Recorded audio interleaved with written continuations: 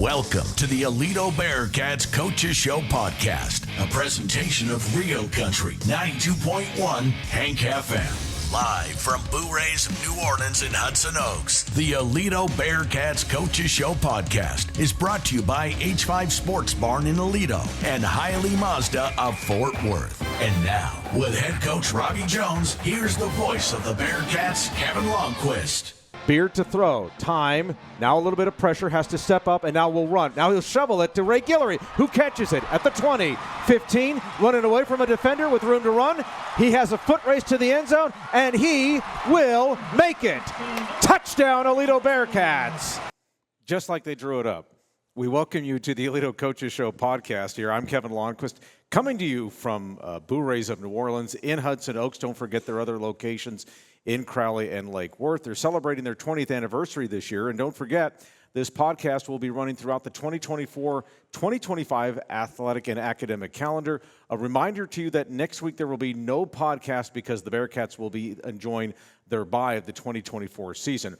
As always, we are brought to you by our two presenting sponsors, H5 Sports Barn in Aledo and Hiley Mazda of Fort Worth. Bearcats are now the new number one team in Class 5A Division I. Those rankings came out today by Dave Campbell's Texas Football following the 42-27 victory over Denton Ryan last Friday. And the national record district winning streak lives now at 123.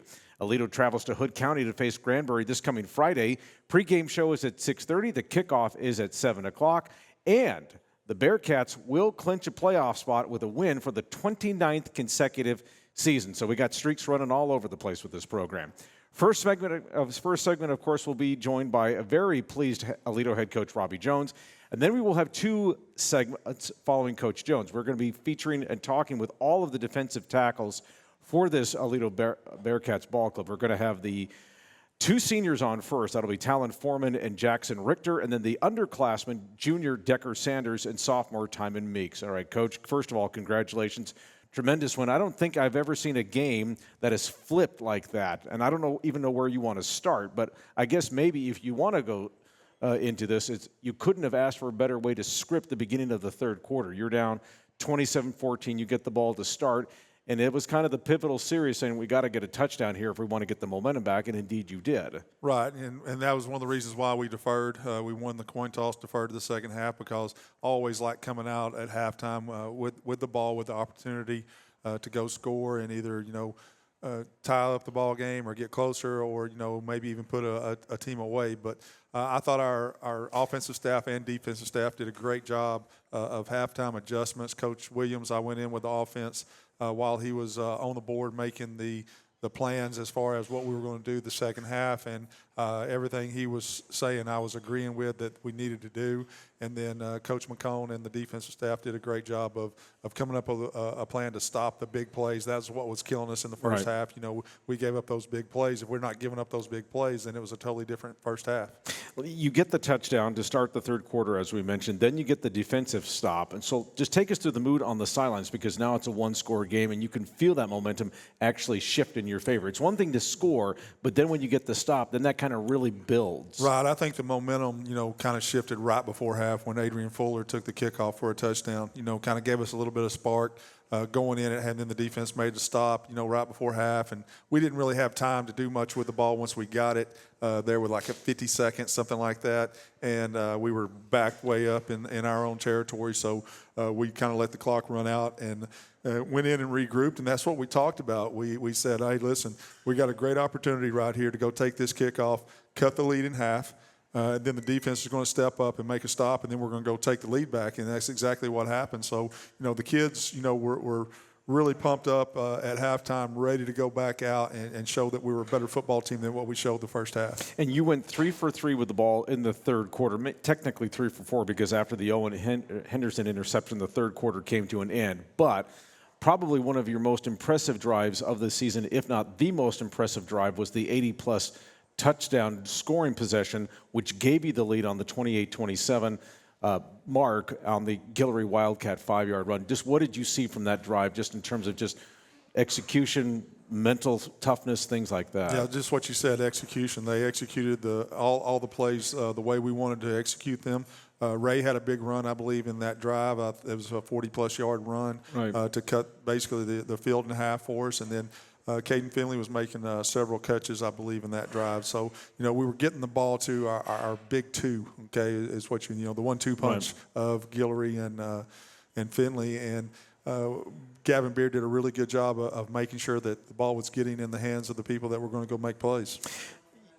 As a coach, when you get that kind of momentum, how aggressive do you want to continue to be, and how much do you dial it back just a bit, or what's kind of your approach there, especially when you all were able to get it back? You get the fourth down stop at midfield. You're able to take it down and score once again to make it 35-27 on another Guillory run there. But just what's kind of the mindset in terms of how you want to control the game, so to speak? We weren't really concerned yet with the clock. We got real concerned with milking the clock a little bit after we took, that last touchdown. And, we weren't wanting to go real fast. It's one of the things we do. We start with a lot of tempo. Mm-hmm. You probably saw that the first half. At the beginning of the third quarter, we kind of shut down the tempo a little bit. But, we still wanted to go score more points. You never feel real comfortable unless you're up, by 20, 25, 20, 30 more, Right. So we weren't, relaxed at all. We were ready to go, put more points on the board if we needed to. As I'm looking at Forman, Richter, Sanders, and Meeks across the way here at Bouray's, that group had a lot to do with it. They had 61 yards in the second half total, did the Raiders, 25 in the third quarter. And, sir, you mentioned Brad McCone making the adjustments. What was kind of key in terms of just keying in on things and making sure that they didn't give them much room to operate and find much success, period? Main thing was make tackles. That was one of the reasons why they had some of the big plays was we bounced off of tackles. We didn't make tackles. That was when we left the locker room, that was on the board. Coach McCone came in and wrote that on the board. Don't miss tackles, make plays. And I think that was the main thing that happened right there. And plus, we had a bust in coverage on the one touchdown that Mussett had, where he was wide open down the middle of the field. So, we got those things correct. And the great thing about the new technology that we're allowed to use is the kids got to come in and watch the video and see exactly what happened on that play and how we messed that up. But then you mentioned the 4 defensive tackles. That's the reason why I asked those guys to come today is because, they stop up the middle of that line and they make it very difficult on people to run the football on us. And then they also get a good push and make it difficult on the quarterback to throw the ball. I think we had at least one batted ball by these guys, maybe two. I think it was 2, yeah. Yeah, 2. And so, and they do rotate. So, it wasn't, hey, let's just bring the 2 starters. It's bring the 4 guys. These guys, pretty much play equal reps. They're all 4 capable starters. And that's the reason why I said, hey, let's bring all 4 of these guys in today, and celebrate them. We saw Ray Guillory, vintage Ray Guillory from 2023, 161 yards, 2 touchdowns, his biggest receiving night so far, 43 yards, so 204 yards of total offense from him. And I'm sure you would like to take credit for that yard ball, 29-yard touchdown pass where you guys you all had just committed a false start on that. So your 3rd and 7 became 3rd and 12. Yep. And I'm sure that you're probably looking at this, or you can tell me if I'm wrong here, but I would presume, and Kyle and I were talking about this, saying, well, this has got to be 2-down territory. Try and get some of it back to make 4th down manageable. And then the play kind of goes – it's one of those things where, like, a coach will go, no, nice play, that sort of thing. Yeah, that's exactly. We were trying to get it, trying to cut the yardage in half so we go for it on 4th down, have a manageable 4th down. And we've seen Gavin make that little toss before. Gavin's done that, several times in the past. He did it when he was playing some JV as a freshman. And then we've seen him, I think he did it once last year, maybe and already once this year. Right. So that's something that Gavin, kind of in his bag of tricks, so to say. And I told somebody after the game that, he trains with Matt Bishop, and Matt Bishop used to do that as well. So right. Maybe Matt works with him on that. I don't know. But it's something that I've seen Gavin do several times, so it didn't surprise me. I was going to say, that probably has to be something where he has to have a feel for things and a confidence in terms of, I know I can just kind of flip this here, because I thought the most impressive thing about that play was the fact that Ray stayed with him on that, and that he kind of acted as his, if you will, safety valve, check down, that sort of thing. And then when he caught it, boom. Yeah, well, when we broke, I think we had a timeout right before that, and when we left the sideline, Ray told him, said, hey, I'm going to be in the flat. because that was, his check down was to be out there to the flat. So Ray was letting him know that, hey, I'm going to be there, so give me the ball. I was going to ask you about Gavin. I mean, what changed for him? Obviously, there was the huge disappointment with the interception following the first possession of the game down at the 3-yard line. But the way that he rallied in the second half, it was kind of like everybody just kind of flipped the script in the second half. But the way he grew, what did you see from him in that second half that was so different from what you saw in the first? We're making plays. We were doing a really good job. We were, mixing up the offense a little bit. We were throwing the ball, quite a bit of RPO that was going to Caden quite a bit. And then Ray was having success running the football. So when we're having success running the football, it's going to help the quarterback a lot. And, we've talked about it before. Gavin doesn't get phased. Gavin's kind of that cool character back there, and not a whole lot bothers him. So, he's not going to get flustered. He's going to go make plays. I wanted to ask you a little bit in terms of just what do you think performing in a game like this for him? Because he's been in some big ball games, of course. Obviously, the first two, the first game against Schuyler didn't play against Lancaster. But the way that he responded, what could this mean for him later in the season? Just maturity, handling a stressful situation like this was. It gave him the experience of the big game on the big stage. And, so when we get into the playoffs or, when Richland comes to town, he's already been in a big game. And, it's going to just be, a really good experience, to lean on and to look back on that, hey, look, I can make big plays in big-time games. Okay, so first half, it looked the way things were going, that everything on the perimeter where they were able to pin your tacklers to the inside, sprung guys down the sideline. What was the major issue there that you guys saw?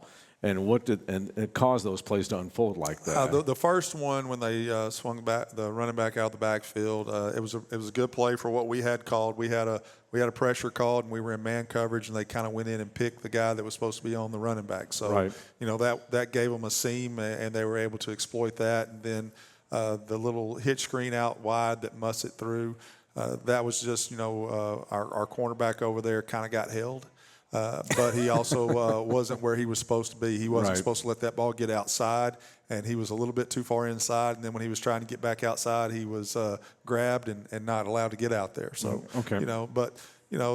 credit them. They made some plays. Yeah, and their first possession of the game, they go to their nose tackle for that 4th and short play where he busts it off for 53 yards or whatever it was. Yeah, we had some defensive backs that just kind of bounced off of him. That's because he's so big. Yeah, and that's just kind of the way it happens sometimes. Yeah. Okay, so let's take a look at this week against Granbury as far as the Pirates are concerned. They're 1-4. They're 0-3 in District 3 5A. They have a new head coach in Bobby Allison. Bobby was the defensive coordinator at Justin Northwest under Bill Poe, so he's trying to change that culture down there.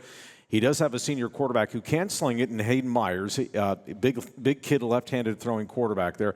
Has worked with some pretty decent receivers there. He's got 2 kids by the name of Jonathan McCandless and Jaxson Arnott. They've hooked up, I think, on maybe 6 of the 7 touchdown passes that Myers has thrown. But what are some of the things that you're looking at in terms of just what he does and obviously what things that they would present to you that say we have to be aware of this and we have to be aware of this coming Friday down in Hood County? Yeah, they'll do quite a bit of quarterback run with him, so those are the plays that we're really concerned with is, the fact that, they can give it on the stretch or the quarterback can pull it and run the counter where they're blocking the counter and then out wide they're blocking the stretch. Now, we do have some calls that we make, so our defense has got to do a good job of the linebackers letting the defensive ends know what the call is to shut those runs down, and then always, you got to stop the pass. They hit a couple of long passes on Denton Ryan when they played Denton Ryan. So we got to make sure that we don't fall down like Denton Ryan's cornerback did and give them the long play.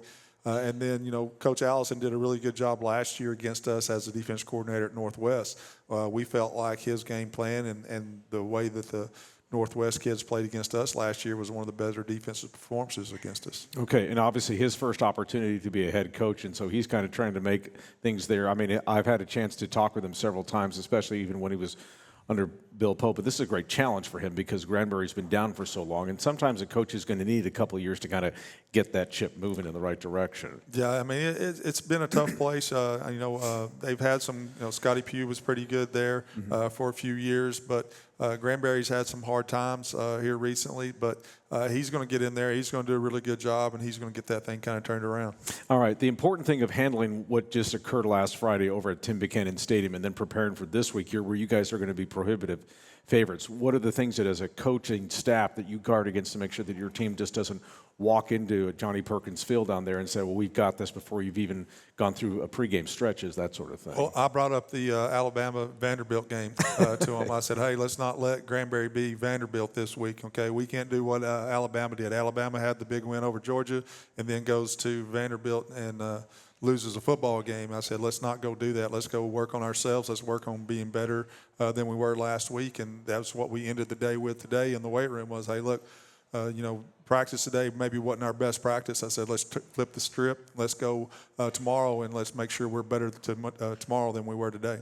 All right. And then finally, you brought up the technology at the half that what you used Friday against Ryan. And you're 6 games into this. And just for those of you who don't know, the UIL is allowing Texas high school football coaches to use this video equipment and during the games, actually in the coaching booths and in the locker room. So what they're allowed to use are laptops, tablets, iPads, and smartphones. The timing of the technology can be used during the games and at halftime, and then the purpose of it will be the technology would be used for strategic purposes. So you're 6 games into this. You've mentioned it on a couple of post-game interviews with Mercedes Meyer, our sidelines reporter, about looking at things like that. What are you finding in terms of just adjustment and getting used to it and trying to using it as an advantage so that you can make those types of in-game situational adjustments? Yeah, I think the system that we're using is probably one of the better ones out there. Aaron Clark, who was with us last year, who's at now Waco Robinson, they're using a different system. And he was complaining about the system that they're using, and then he was watching ours, and he was like telling us how much better ours is. So I think we picked the right system.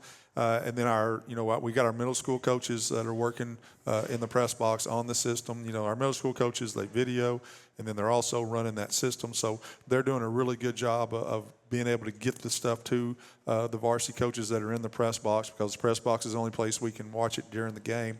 But one of the main things that it's doing is, if somebody's doing something different than what they've shown to be doing in video, then, we can see exactly what it is that they're doing different. Denton Ryan was, previously in the previous games, on certain plays they're pulling their guard. Well, against us, they were pulling their tackle.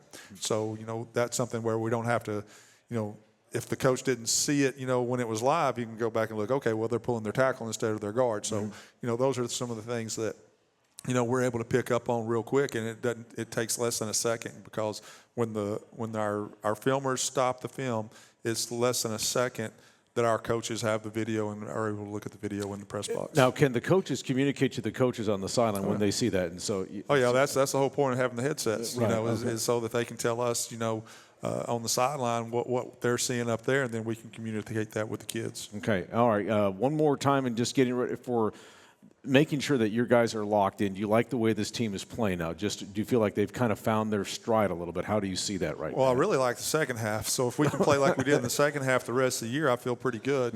I think they are locked in. I think they realize that they have a chance to be a really good football team. But they can't relax. They got to continue to work, and that's something that our kids have always done. They've always worked, and they've always strived to get better and better as the year has gone on. And that's what we expect them to do in the playoffs, is get better and better. And that even keel demeanor, probably one of the factors in terms of helping you to rally. Of course, it helps when you're at home too. And you guys have run into this when you played Ryan a couple years ago up there, up at Collins. But still, just keeping that demeanor instead of being up and down like a yo-yo. Yeah, I mean, they went into the dressing room and they were pretty upset with themselves. I know our defensive guys were upset with the fact that they'd given up 27 points and a half. That's not normal Aledo Bearcat football. And they wanted a chance to go out there in the second half and right the ship, and that's what they did. All right, Coach, listen, thank you so much. We'll look forward to seeing you all on Friday evening over in Granbury. Thanks so much, and congratulations on not only the big win, but getting back to #1 in the state of Texas. All right, thank you. All right. We want to remind you that this Aledo Coaches Show podcast is brought to you again by our 2 main sponsors, H5 Sports Barn and Hiley Mazda. For H5 Sports Barn, it in Physio and Performance can help unlock your athletic potential and elevate your game like the Aledo Bearcats. With expert sports physical therapy, tailored recovery plans, and top-notch sports performance training, H5 Sports Barn, proud supporters of the Aledo Bearcats. And Hiley Mazda. Looking for a new ride? Hiley Mazda of Fort Worth has you covered. Right now, get $3,500 off MSRP or 0% interest for 36 months on the 5-star safety rated CX5 and CX30. Hurry in, these offers won't last long. Experience top-notch service and unbeatable deals in their new state-of-the-art facility in Fort Worth, or check out the extensive Mazda lineup at HileyMazdaofFortWorth.com. Hiley Mazda of Fort Worth, family-owned and operated for over 30 years. All right. 2 more segments coming up. We got the senior defensive tackles in this next segment, and then we got the young ones coming in on the 3rd segment. Stick around. The podcast back on the other side. Wildcat for Guillory. He's got a blocker. He will fight into the end zone and score! Touchdown, Aledo Bearcats! So here we go, 4th and 2 at the 49-yard line. It is a give over the ball is out. It's going to be Aledo's ball one way or the other. 2 of the major plays in the 3rd quarter that helped keep the momentum going for the Bearcats. Welcome back to the Aledo Coaches Show podcast. We're coming to you from Boo Rays of New Orleans here in Hudson Oaks, 2nd segment now, and we're going to be joined by all of the defensive linemen, not only in the 2nd, but in the 3rd segments here. First of all, let's take a look at our Aledo alumni report. We've talked about Ansel Dimbu, the defensive tackle now at Washington State. He has appeared in all of the Cougars' first 5 games, accumulated 8 tackles, so he's off to a good start there in his 2nd year up there in Pullman, Washington. And then quarterback Haas Haney, of course, who was the quarterback for this championship team back in 2023 at TCU, coming back from an ankle injury, seems to be getting on the mend. He injured it in the season opener at Stanford, played at Kansas a couple weeks ago, has a few touches here and there on the running and the throwing in, but again, still working his way back into the scene. So good to see that Haas Haney is back. Okay, now we are joined by the 2 veterans defensive tackles on this 2024 defensive group for the Bearcats. To my immediate left is Talan Forman, and then to my far left is Jaxson Richter. Guys, good to have you with us. Thank you. Thank you. All right, so let's just talk a little bit about this Ryan game, and it was kind of like a tale of 2 halves. First half not going so well. You guys fall into this 3-score hole, and then it's just a slow start. They hit you with some pretty big explosive plays, and then just what really changed in the 2nd half? Because more pressure on their quarterback, Quinn Hennigan, 61 total yards for them in the 2nd half. That's all they had. 25 yards total in the 3rd quarter, 25 of that 61. Then they had only 15 yards rushing in the 2nd half. So I'm going to start off with you, Talan, and just in terms of just what changed? What just from a technical execution, what changed? Well, I think the want to for the whole team was what changed the most. Like, after seeing us not doing that first half, and we're just thinking to ourselves, man, what about all these teams before us? Like, they got through this stuff. If we lose this, then all that works for nothing. And so it just was a want for all of us. It's just what we had to do. Like, there was no choice. And then for you, Jaxson, let's talk a little bit about just as far as, what you saw. What was the frustrating part of the first half? What could you pinpoint 1 or 2 things that was like, this isn't us, and we need to be better than this 2nd half? Definitely the big plays. We never usually let big plays happen that often, especially the scoring on big plays. And the last thing I feel like is tackling. We aren't tackling that great, especially, I don't want to call out like secondary, all over the field really. Mm-hmm. Let me ask you about just facing their 2 big offensive tackles. Now, you guys are obviously on the inside, and so that's going to be more Cooper and Carson dealing with those guys. But with those tackles that they have, Ty Haywood committed to Alabama, Marcus Garcia committed to Texas A&M. What was the challenge in terms of just going against that kind of physicality? Because that was probably the biggest offensive line that you guys have faced all season. I'll start with you on this, Jaxson. I don't really feel like they were as physical as they looked on film. If you look at their film, they were, I guess, messing up other D-lines that we were watching. Mm-hmm. But then when we got out there, I don't think they're the most physical line we've played all year. Okay, and then for you, Talan, what did you think? I never really got the chance to go against Ty Hayward and all them because they were focused on our DNs. Our DNs are so good. They have their hands full out there, so I really couldn't tell you much on them. But their guards, they're good. I mean, their whole line across the board is pretty good, in my opinion. Mm-hmm. But, I don't know. I just never got to go against the big dogs. Right. No, I got you on that. So did you guys feel like you were playing too tight, like just emotionally, like too uptight instead of just kind of letting the game flow? What did you think? Let's start with you on this, Talan. At first, I think we were just not really ourselves because when we start rolling, we're having fun, right? And at the very beginning, everyone's just very emotional, blames on other people, but eventually figured ourselves out quite a bit and worked out for the better. And then, Jaxson, what did you think, just in terms of just the start from an emotional standpoint? I feel like we were letting our lows get too low and get to ourselves and getting frustrated with each other. But then, what Coach McCone always says, don't let your highs get too highs and don't let your lows get too lows.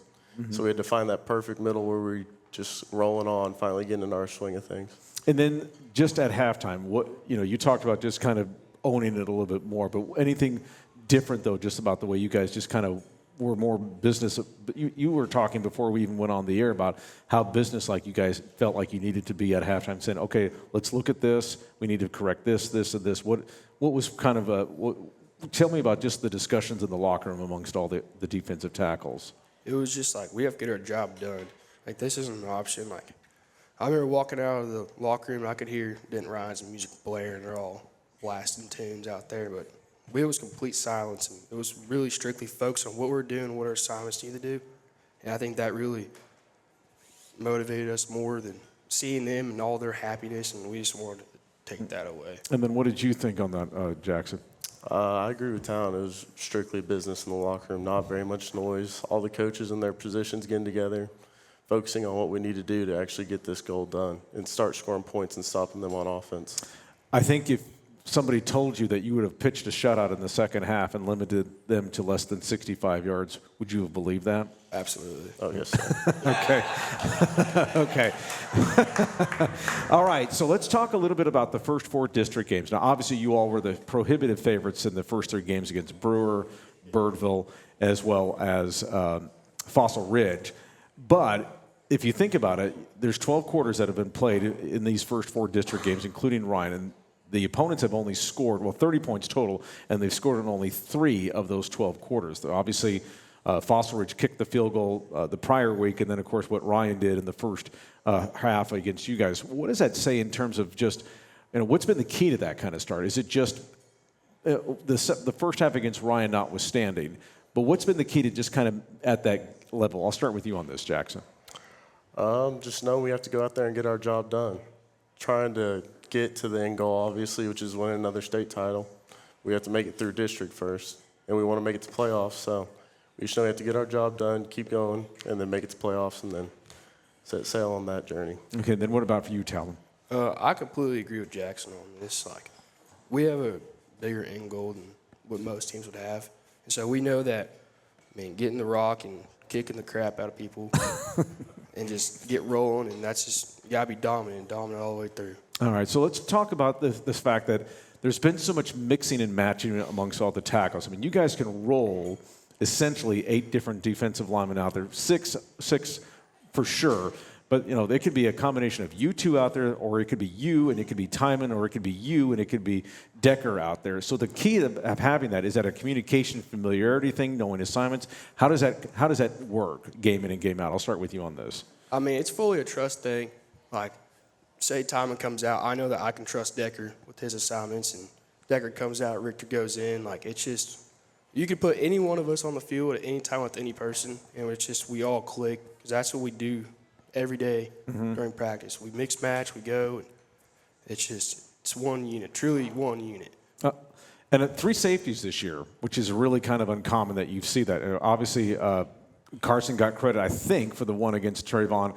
Trayvon's their running back on Friday night, and then obviously there was just that one. There were a couple of other plays. There was the one against Denton Geyer, Geyer where the punter kicked it out of the end zone because the snap went over your head. When you get into that situation, kind of like on Friday night, is that just a matter of because they were stretching it to the far side of the field? Is that a case where you guys just have to really fill the gaps? And could you all sense that we might get him in the end zone? We might get 2 out of this. What were you thinking on this? Well, I saw the first play. They got him down on the 1. And then I was like, if we all do our job, if they all do their job out there, they will get a safety. And everybody did their job. They filled their gaps the way we're supposed to and the way we're taught to. And Carson got the safety, and I think Chase maybe or somebody. Yeah. And so, and then what did you see on that from your perspective, and what did you have to do to kind of maybe force that ball a little bit, maybe, or at least do your part to help force it a little bit wider than maybe Ryan wanted to do? Well, that's all credit to Tymon and Decker. They were out there for that safety and Right. that D-tackle group. But what I was watching, I saw them filling their gaps, filling their stuff, and doing the jobs that McCone gives us to do. And worked out. So let's talk a little bit about that, because that's where it goes back to these combinations words. And I'll talk to those two over there about that safety too as well when they come up here on the third segment. But that's kind of like when you see that, that's kind of like an affirmation of if you just do your job and you make sure that you listen, that you will have success. Do you want to speak to that? Well, I think that's just Aledo Bearcat football. Since freshman year all the way till now, that's all we've been taught. Do your job and things will work out. We have a board up in the locker room for our offense, defense, and special teams goals. And if we fill each one of those out, you're guaranteed to win a football game. It's just doing your job, getting turnovers, filling gaps, letting the linebackers do their thing. I think that's how it works out for us. And then for you, Talan? Well, I believe that if everyone fills their gaps, like we have full trust in our linebackers. Or if our linebackers are filling their gaps, we're filling our gaps. There's no one in the state of Texas that can run the ball up the middle on us. Like truly, and on the outsides, we got Dempsey and all of them, and they're just doing their job out there. Yeah, well, what's that like work? I was going to ask you both about it, and I'll ask Tymon and Decker about this as well, as far as just working with Cooper and with Carson on either side. What has that meant to have those guys that can kind of close the pocket if it's a passing situation? What has that been working with those two, what they can crash? Well, it makes it a lot easier on us, that's for sure, because, I mean, it's fully – we're dependent on each other out there, and just – I don't know, it just works out. And then for you, Jaxson, what do you think? I feel like each of the 4D linemen that are out there on the field is just one big brain working together. Like, you know that they're going to get contained, and you know where he might leak, so you just know where he's going to be, and you can just fill that gap and start pressuring him in. Maybe throw a bad ball, get a pick, sack, whatever it may be. And the one thing that Coach Jones has talked about is the fact that you don't need to blitz a lot. This group has been able to put pressure on opposing teams' backfields consistently without much linebacker help. I mean, we've seen a blitz here or there, but the fact that you guys can apply that, what has that meant in terms of just the defense being able to be as free as it can just from the back seven? And we'll start with you on this. Well, I would love to talk to you about pass rush, but that's more Tymon's thing. He's way better than me at that. So, all right, we'll talk about your abilities though, at least, and we'll get the Tymon on here in just a moment. So, but what has that meant though, just in terms of just being able to do that because because you don't have to have blitzers coming from behind you, that sort of thing. Well, you might ask Richter that question. I'm kind of a brain fart here. You know? That's all right. What about for you, Jaxson? I feel like it makes the linebackers and safeties and corners jobs easier.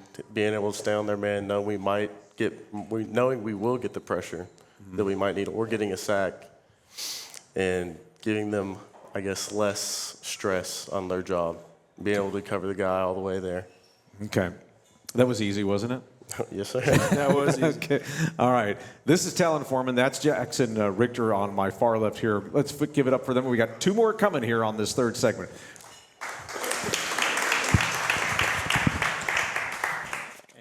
And just a reminder that we're brought to you by H5 Sports Barn. H5 Sports Barn and Nye Physio and Performance can help unlock your athletic potential and elevate your game like the Aledo Bearcats. With expert sports physical therapy, tailored recovery plans, and top-notch sports performance training, H5 Sports Barn, proud supporters of the Aledo Bearcats. And Hiley Mazda, looking for a new ride, Hiley Mazda of Fort Worth has you covered. Right now, get $3,500 off MSRP or 0% interest for 36 months on the 5-star safety-rated CX-5 and CX-30. Hurry in, these offers won't last long. Experience top-notch service and unbeatable deals in their new state-of-the-art facility in Fort Worth, or check out the extensive Mazda lineup at HileyMazdaofFortWorth.com. Hiley Mazda of Fort Worth, family-owned and operated for more than 30 years. Two more coming on the other side. That'll be Decker Sanders and Tymon Meeks. Stick around. Podcast returns after this timeout. It is going to be a give over the right side to Reynolds, trying to get outside the end zone, and he will not. It's a safety.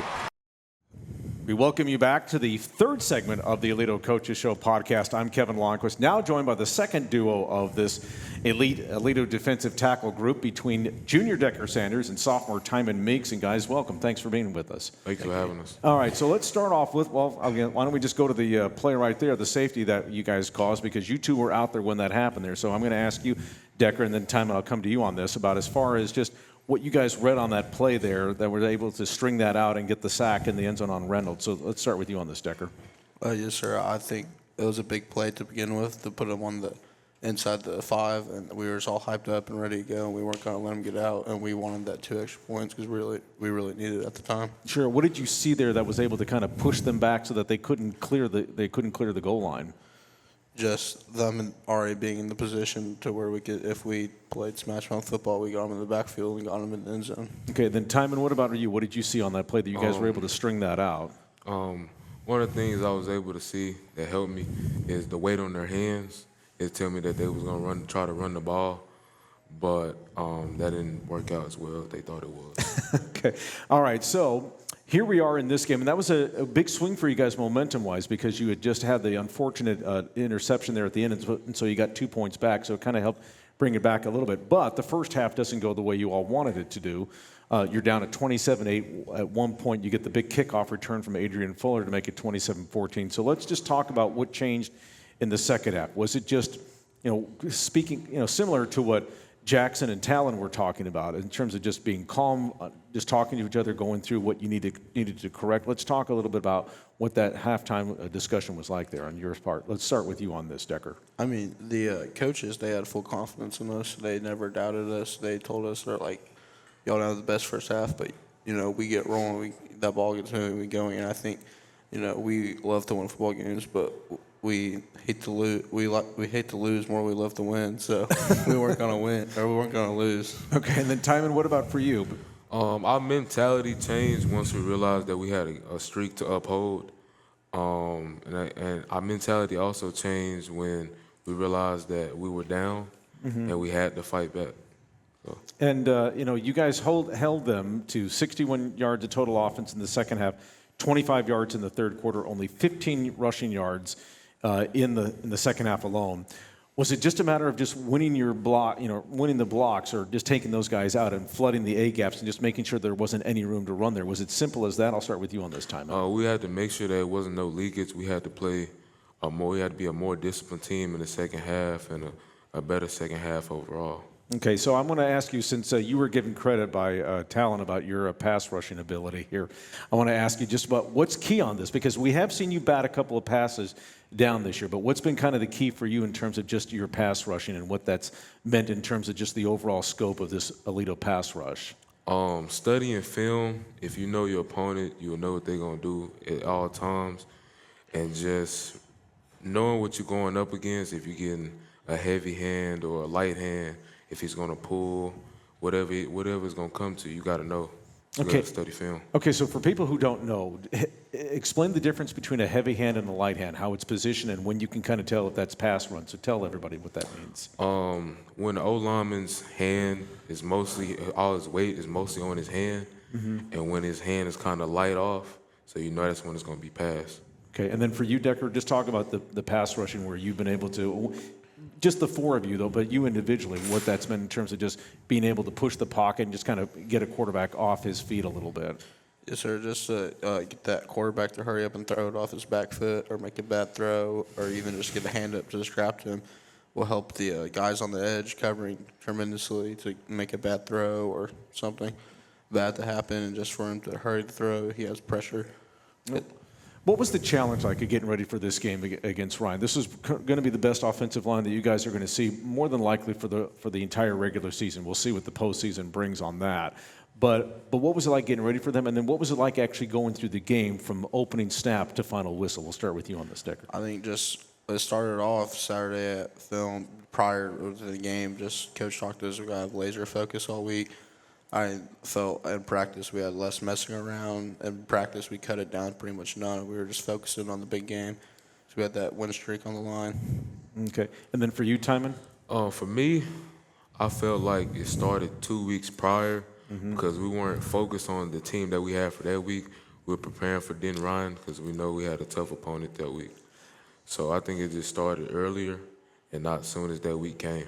Okay. And then you guys actually had the extra day because you all played on Thursday against Falls Ridge. What did that mean in terms of just having that extra? They had it too because they also played on that Thursday against Granbury. But what did that mean just having that extra day? How did it help, do you think? We'll start with you on this, Decker. It just sped up the recovery process so we can work out those bumps and sores and bruises faster than coming to them with practice on Monday. We can get them out on the weekend. Okay, and then for you, Tymon, what did you think? It helped us for an extra day to prepare against Denton Ryan. I think it helped us mentally and physically because that extra day we was able to go over extra film and get extra treatment and be ready for Denton Ryan. Okay, and I do want to ask you about this since you moved in from All Saints, and I got a chance to meet with you briefly at the inter-squad scrimmage right after that back in mid-August. What's this adjustment been like for you in terms of just understanding what's expected when you play in a program like this? Was it everything you thought or what you had heard, or was it even more once you got going in there, especially in the offseason? Just take me through the experience. It wasn't really that bad because I was already a hard worker, so it was easier getting into the groove with being people around, people that work just as hard as me, not being the lead of the pack, not always having to take charge of what we're doing. It wasn't a burden on me at all to change what I was doing. It wasn't really just wasn't really just hard at all. Yeah, it was something that you wanted to do. It was Yes, like, sir. if I'm going to get better and if I have any hopes of trying to play at the college level, this is the work, this is what I have to do if I'm going to get there. Fair to say? Yes, sir. Okay, and then for you, Decker, just, I mean, when you have a new guy that's coming in that's trying to work his way in with the rest of you, what was that adjustment like and just kind of welcoming him in, and then obviously getting that chemistry down and just and communication, things like that? Yes, sir. Normally when a new guy comes in, especially the Aledo, they rather last, or very few of them last. A lot of them come for a little bit and they found out the hard work, or they hear about the work and, they don't really want to do it. But Tymon, he was all about that work. He loved every minute of getting in the weight room, the sprints, early morning track practices, and just getting after it. And so it was really easy for us to welcome him in, just make a brotherhood. Okay, and then, and again, just something about with this defensive front. I mean, the fact that when you guys put up the results that you did in the second half against Ryan, shutting them down like that, what does that, I don't want to say validation, that's probably not the right word, but what did that kind of tell you about where this group is and what it's capable of doing for the rest of the year? We'll start with you on this, Decker. Yes, sir. I feel like it gave us the confidence we needed, especially coming off a rough start patch of the season with Dan Geyer, for us to beat Denton Ryan and keep the streak. Just gave us confidence we needed going into the district and playoffs. Okay, and then what about for you, Tymon? Same thing with me. I think it gave us more confidence, but I also think it gave us, it showed us our mentality is stronger than what we thought. Mm-hmm. And I mean, you guys talk about this, Rick. I mean, you've mentioned it several times here, Decker, in terms of just, it's now at 123. And how much do you guys try to compartmentalize that and try not to make it an issue, even though you know it's there? It's kind of hard to ignore. It's been going on for 17 years. It's been around longer than you've been around.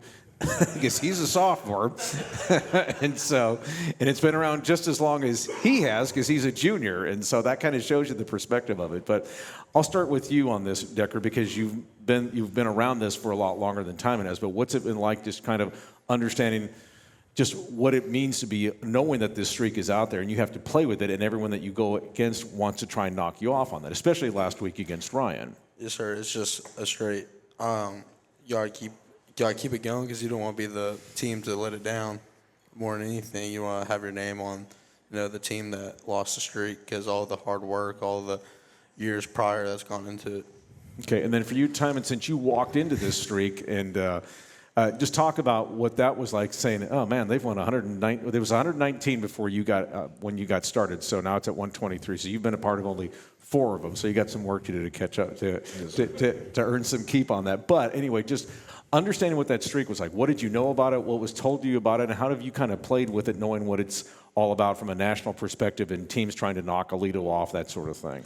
It gets real when you realize that you're not playing for only you and your team. You're playing for all the people that came before you, and you're also playing for the coaches and staff that came before you, and realizing that the whole town of Aledo is watching you. So, it's it kind of gets,